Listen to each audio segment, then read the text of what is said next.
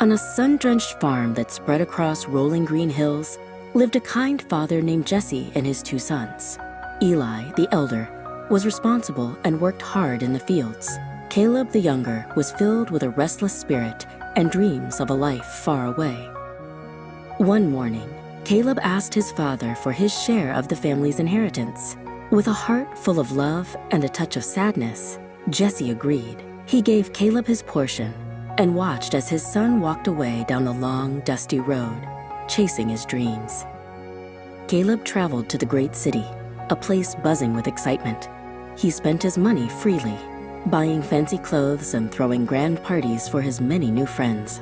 He lived for the moment, never once thinking about the future. But the money did not last forever.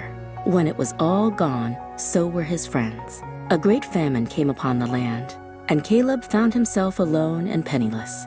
The only work he could find was feeding pigs for a local farmer. His hunger was so great that he longed to eat the very pods he fed to the pigs.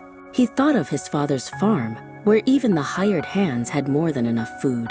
"What have I done?" he whispered to himself in shame. A flicker of hope ignited in his heart. He decided to return home, not as a son, but as a servant. He would beg his father's forgiveness. With his mind made up, Caleb stood and began the long, humbling journey back. Every day, Jesse had watched the road, praying for his son's return. One afternoon, he saw a familiar figure in the distance. His heart leaped. It was Caleb. Forgetting his age, Jesse began to run towards him. Jesse threw his arms around his weary son. "Father," Caleb cried, "I am not worthy to be called your son."